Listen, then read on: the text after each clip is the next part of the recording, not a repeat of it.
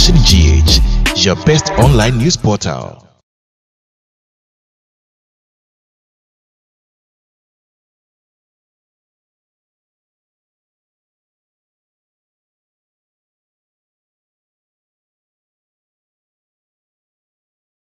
Addition, yes, I am saying, addition, my ma. One of Vision GH, and I wish you could be by a samba beer, and some nebre a drusia, assembly, yes, I say, ye day a babes from war, a word for dear, so what am I with ye? Not was subscribing no sham of influence, I could be the above one prim prim. Ya, ye dear to our yakin cadiama wono, and Eddie just story of the day, in now for back a woman woman, and so can be a cake, who be ano, send yourself at a sea, the baba a babes from mono, if you genuine, Eddie, a mamma. Yenhwe na poso na fe yemfa nse no mutwe mu ntoto so na Oliver Abakavome wa ye wa vow say we be provide evidence kire say parliament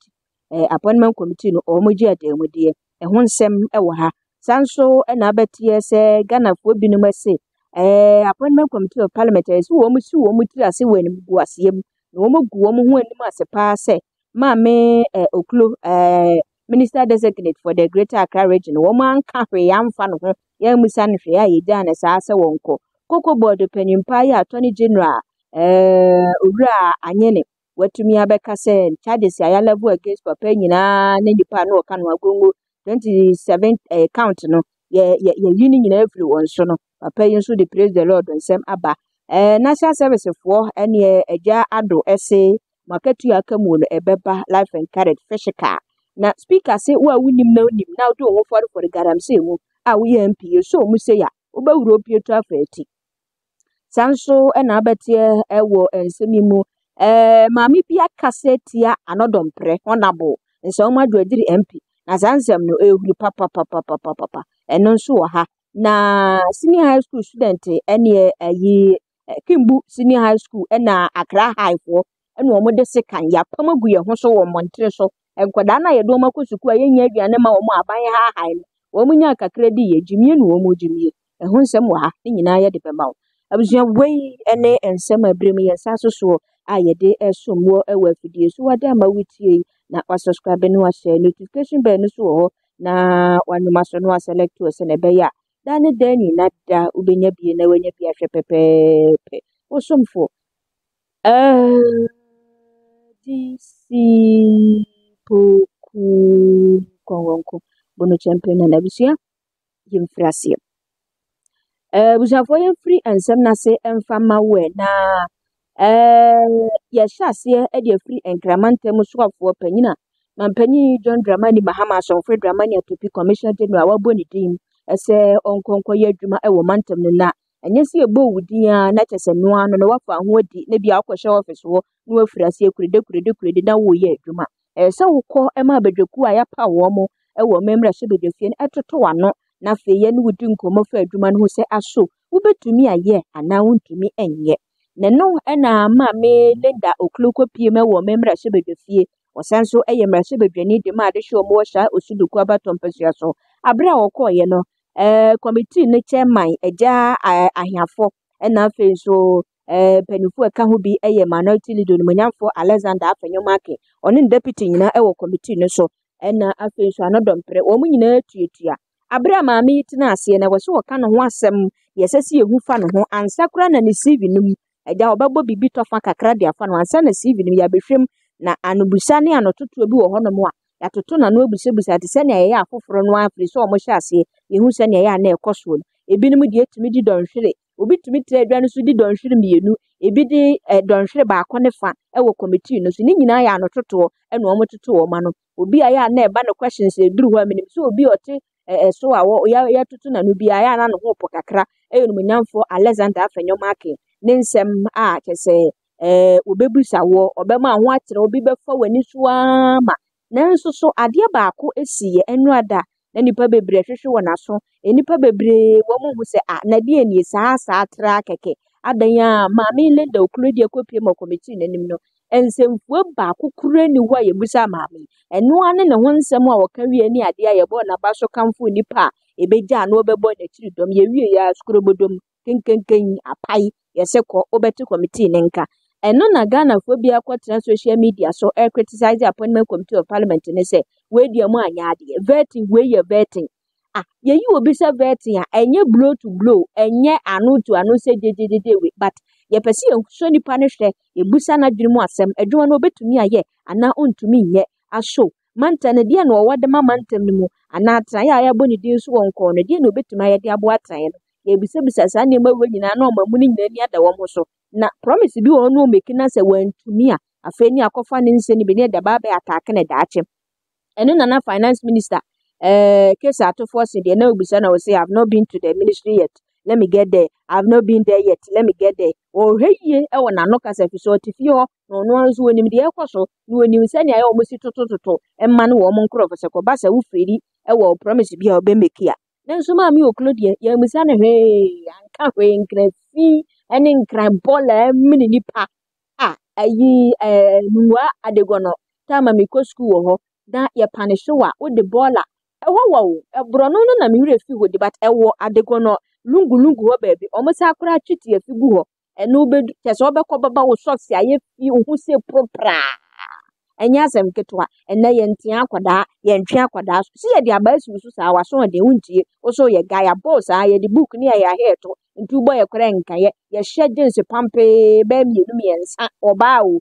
easy abanti na ya bow ni afi de teacher fo ne dan wo makwan se wo din semani wo school mu ha afi de oburo na timu ntimu nsuro ye be ma de border no nante kwansi ni be se de ho e de akonkwa so na ye be mu akoto agu na obekwa wo beba wo nan kokomi o ya no go hie nwa wo hade abepini ho ena ye ntia ba wo school ku den se munku anu omudie sa ne mani nya class schools bebre won mo mani atro mani to ni nya ma bia mananka ho he enti se de Ghana for say appointment committee for omusu omutira so wani mgu asem san said omu ye ne de emu no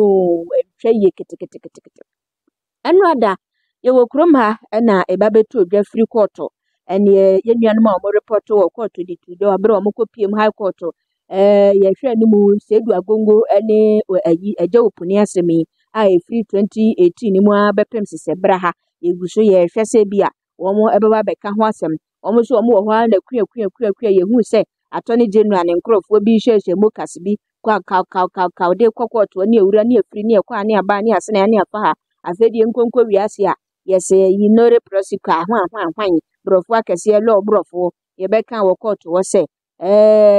charges ya bo adietia opuni ene sedu agongo fertilizer se ye nsuo ye bizusu ye nsuo ho nsensem ka wabo omeyi wadi frodo omeyi wacha se charges ye die gu ni tinu so no bedema ekwawi ase ayese papa yi onfa no munni attorney general eja Dominic Anyene se case no oni interest wo mbi nti wa bogu wa prosecutor to baby yankonko pe baby frem tiengu bola frani enko dan no ma ko se sa kwa tete na do kuni na zenjo ko se papa yi se ke praise the Lord hallelujah sing Almighty God ya wo hwehwe na won sa kan na no se hwe me nyankopo amestom no a wo ti ase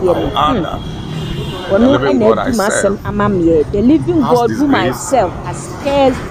all my enemies and persecutors. Nyankopa wo ton no edina sem bia ma ne papa pada wa tumi atamfo ene won so anko opene si ebebu anko na ebebo ne ko abi opuni asem a wo ka no na chese nani agemroso se di asem a yayiri mutan be mfie be se ekwa nwotwini se di yese bran ya gbatu oguntu opuni so anu yi a odi aba efa na asem anu ada yede ba besom mo no enu Minister for Youth Development and Empowerment George Opariado was here didija animu na nam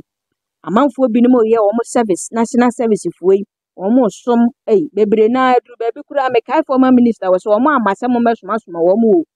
ani esikoto gogote breme koto mo breme me ma me di ade ebehia me kodi na kwa ahonaje boss se me nkwa ha se me ntumi nkokoye ma me ne esoma mo saa no mo bosu no mo de besom no na si ye mo nya experience of that work no mo ba ye omo ba be enya experience wa na so mba be hwese na esiye no ye mo nya enti kokobọ ba pa won finfin baabi na eno na Opariado se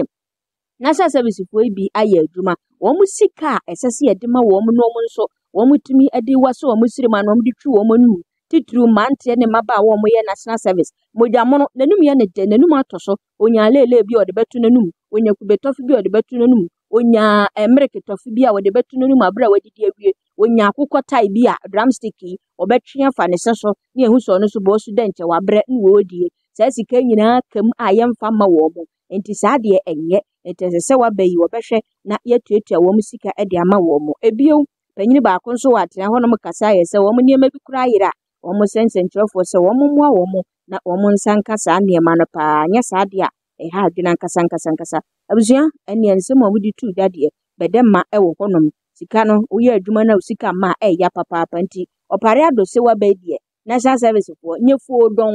fe baahi bona na kan no over ne wɔyɛ service personnel now share the current economic conditions a woman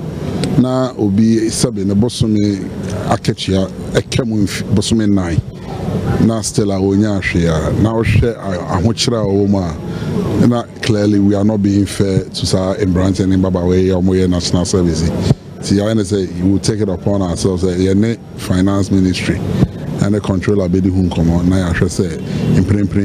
sika say the mom no. Ya sha mom saka say sika no. But he be jama aban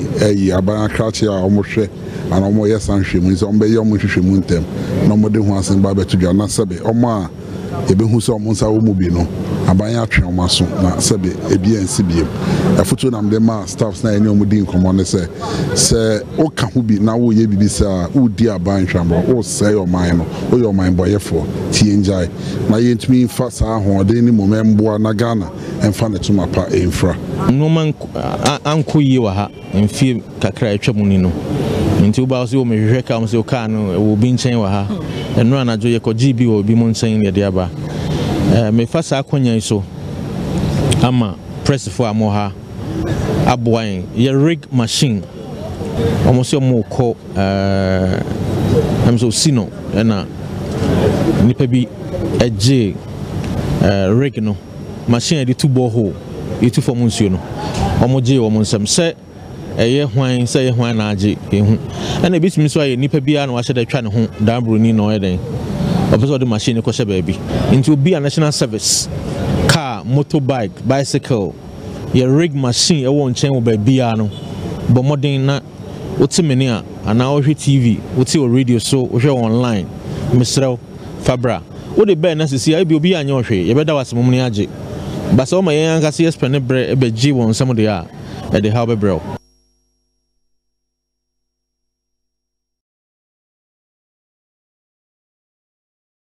Janfo na ne dia mote ne kan eye Minister for Youth Development and Empowerment George Parado na National Service of Watagwe mawiate denne na yesi pani due matemant eno ye te se dia abehwe ho yie ye bibia na abedi akire ba bibi wo so esese wudi akire na pani tiri ho ne ho akuma de bateduru ba bia na wankasa na se wotra se ema nkokwa amotofo bi wi nanka ebu nankarefo abeka ho de waka ho bi na tano awi forest nim na nanamata nkonya de batu be se MPB e wo hokro de ne ho ade galamse mu a wo ye galamse wo nti empanifo nhwe no mo nka ho asem Speaker of Parliament no manyamfo Aban Kingsforce mana bagbin e de nano atom ebi wo se galamse enye empokura no abra wo mo eye campaign ade ne se be kaya speaker ade to mu nem se obi anhwe ye no anko site bia ankwadi galamse ni bia sika ukokodi ni sika so de kofando campaign uba no oye nsemfo wuntumi nka enti enu de wotu ne manfo bi anya hwe yi ema ho nsem be ye twe e wo fi honom ena speaker de aba beto so se wo ka akire wo bia wosisu dwam na na kwakotu ne kan be man den be madan nante no betin ne sesi ni bo aka asem wo wunim na wunim na sa wo de wo be for galamse hu nsensem mu na be ba beduru nanim se wo ye galamse pa no so mu se twam magai. There you see the nyadefe ube wuro pieto afati se nika na hye wo tra na hye wo be wuro afati wo ho be kire wo papa enti ma ho kwan esie ma ho kwan mankankambam ma ho kwan ma entati amedori mu sabre me kasa busua yemfa we entwari mapanel committee of parliament sabre wo mo etie gwaso den Oliver Abaka gomewo ode ne se atwira no atwie oyo bampo ankam nim se ne lipstick na ekoko dodo na se o pepa bi o mintimi nkyire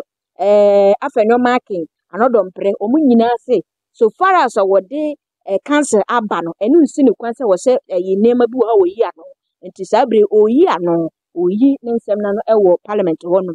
Enti sa wotu wachiri a na chese nia we yesuyo ayi no TV no bom goza. Enti sabre yi oguso pa ne nsem no ho chew oguso pa ho chew den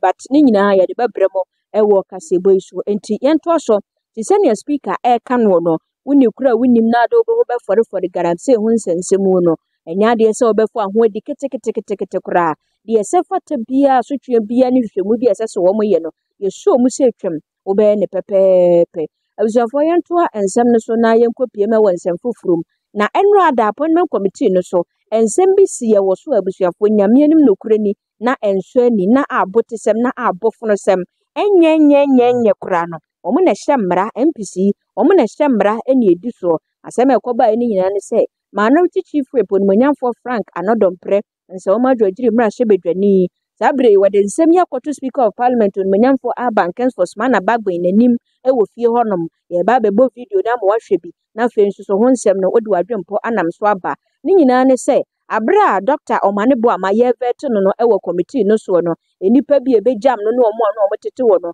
Onimonyamfo Frank Anodompre se ono oni doctor ewo one on one na yi asa omo rapport bi wo omontem unim se eduru ba bi a omo ba fie no mbe debate wo nsem na ejejejejejej enye wadwen se ne yonko bi ebia wetan we omu pia bonti omu kodi fufuo ne nkatenkwan omu kodi fufuo ni abenkwan enti mfa ho nkodobore wo mo asemu ani ti na da bi ombo kokose mabunu no omu hweye no omo anko omu ho nkunkum omu wo monten so enti na afenyo no twa ben Omanebo ama so oma ne fila bio so o ka che ne se questions obusa no enye personal eyade a se opese bibia da ho fan mo mfa bibia personal do oma oba committee no so de ba nyese ye betwene mu tan setaya da bi eye bro boko ganuba ka blew ewo ena twi ne answer questions ha me afenyo Frank Anodompre be papa na ani gina ene ese maami bi wo acting chief executive officer Edema Petroleum Commission friend emefa Hardcastle wono chese abusuan samwa maame ne kai sili nyina siri so de be kasa mu ana chese me kura manu ye midure nam se fo na bo nti minti mfa matwi babrofo nse na esi ayefo de amamye chese na wo kan miwie ho asem wo kan twi ana ye den tawe ensamwa awuraba yi kan ye se ne wosifa ne personal utimi say automatically one Anodompre ewo personal issue one ne wo fight bi one ne wo grudges bi according to afenyon so Frank Anodompre so onhu maami da na ni hye ne so da onhia ne da osa ye mranim ni na ene nwanwa se mranim ni timi ye bibi sei ewo parliament no se se mia mitimi fie no obitimi bowura mi fie betwe me so se ka na be popo nani ebe bu nkamfa me so de speaker wa hu bi da what bi da abusuan sa asem we generate issues bebre hardre papa wo yonko da no da enye na entwe ye maame ne kasa wo ka ye ne de nyame enu nokure ni enye yenhwe video Deputy the Minority Chief Whip has something he wants to share with us, so please you may do so now.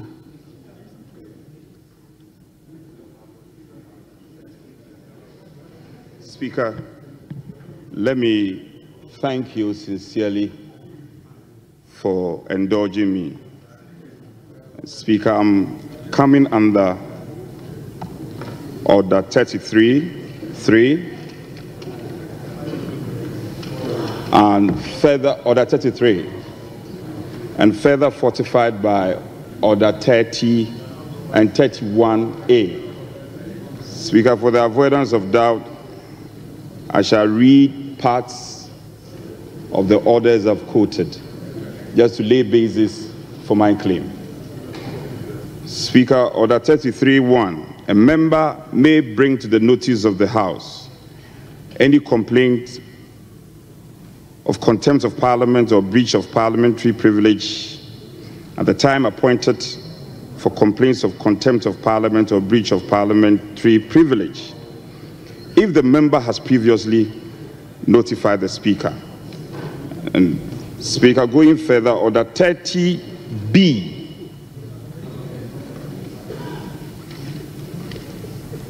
An act or omission which obstructs or impedes the Speaker, a member or an officer of Parliament in the discharge of the duty of the Speaker or the member or the officer. Speaker 31 further goes to say,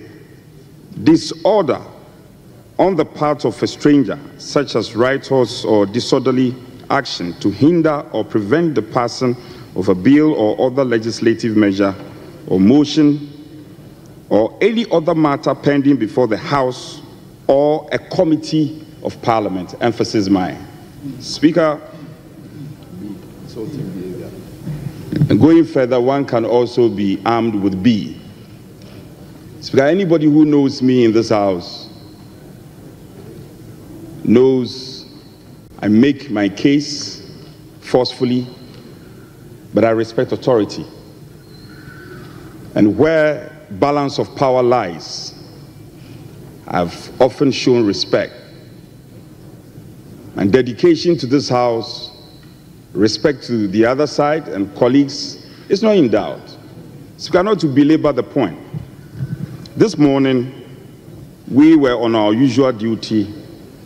on the appointment committee. There was some disagreement amongst us. So the respected First Deputy suspended sitting, and we engaged. When we came back, minds were not meeting. So we suggested humbly to the First Deputy that we should further take a break. Speaker, I must fully disclose that the nominee who was before us, the Honorable Boama, is a long-time friend, way back in our leadership at the Nooks. In fact, if I may, he was somebody I took interest in. After my leadership as the Nooks president, he was one person I supported, and he will bear me out to become the Nooks president. So, in the face of the disagreement, I felt I should reach out to my friend and tell him that it's not personal, it's not about him, but it's just a normal disagreement with parliamentarians, so he shouldn't worry. This matter will be dealt with. I approached him only to have a rude shock of my life. And colleagues, we need to take this matters in good stride. We are all MPs. And what has happened to me today can happen to any of you. A lady I have never met in my life, only later to be told she's called Victoria Mfa Hardcastle, who is the acting chief executive officer for the Petroleum Commission.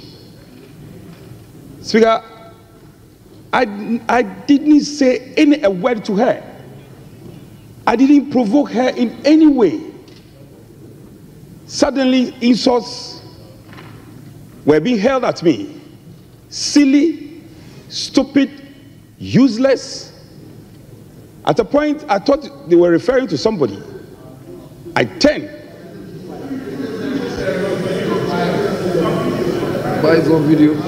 Well, if you doubted, listen to me when I'm done. The video is all over social media. Speaker, I felt abused. Please address me. Speaker, with the greatest of respect, I felt very abused. And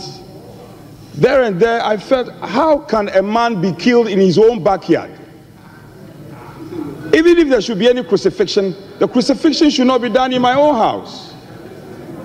So reasonably, I reached out to the chair of the committee and reported same matter. Members who were present, who heard it, who witnessed it, all came to corroborate my story. I think, Speaker, I want to put this on record, that even though she passed by to render a certain lame apology, it is totally unacceptable. Speaker, I am compelled to resort to this approach. Ordinarily, I wouldn't have done it. And when I came in, I saw my colleague, the Honorable Governance, who I'm very close to, Leader of the House, forgive me, I didn't tell you about this. I related to him that, have I done something wrong to this lady? Why would I be abused to this extent? Why I haven't said anything? I haven't provoked you in any way. So not to belabor the point, I feel my reputation is lowered by these attacks. And the video, thankfully, there were good people around who recorded it. The video is all over. And traditional media houses are showing the video. And don't forget, it's not about me. It's about the institution called Parliament. Coincidentally, a citizen had made wild allegations against the appointment committee. And that was the subject matter of discussion, which generated into a disagreement. And so because we have not taken any action, people think they can subject Parliament and turn Parliament into a punching bag. This is unfortunate. And I'm told she's a lawyer. I was surprised the attitude she put out. So I am respectfully bringing this to your notice and further invite you, so pending the formation, I'm fully aware we have not constituted our committees. So pending the formation of the privilege committee, Speaker, I am inviting you and making pleadings to you. And I know you are one person, you are very passionate about Parliament and the respect that we should command in society as an arm of government. I'm humbly inviting you.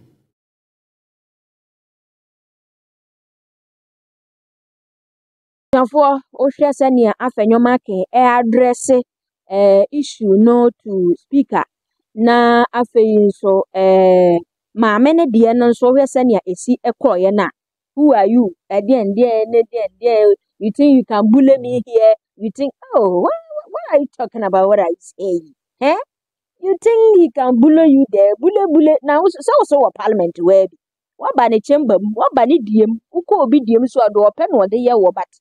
all the same na enye so oba ho so na ukra anya wunti na no oba be kasa ba se na maame ni sigi asem ne man ho no na abotisem ti video yi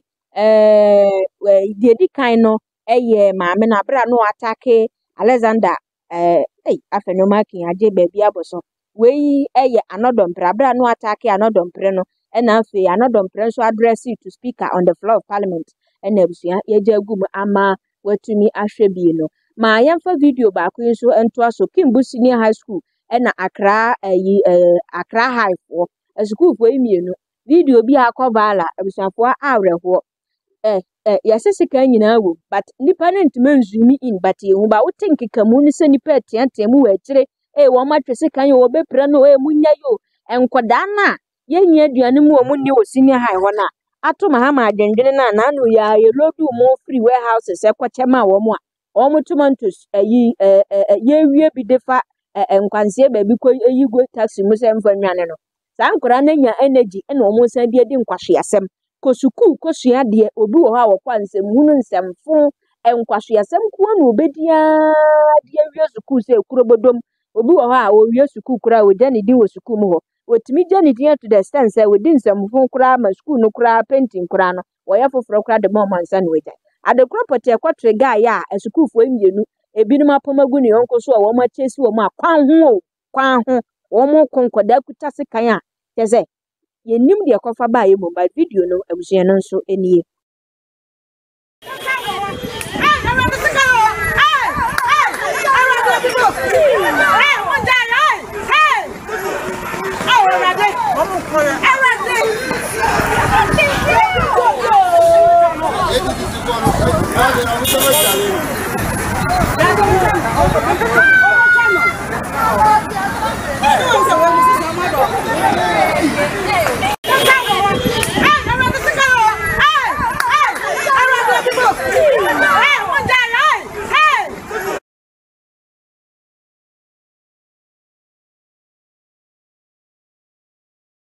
Javo ani asabre we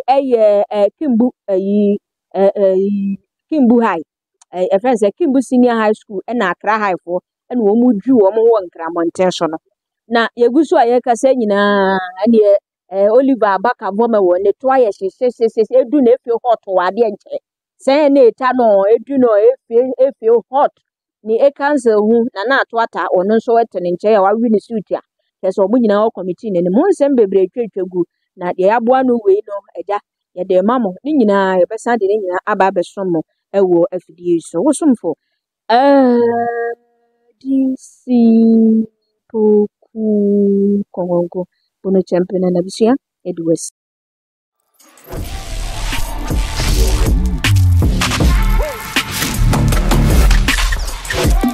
One Vision GH, your best online news portal.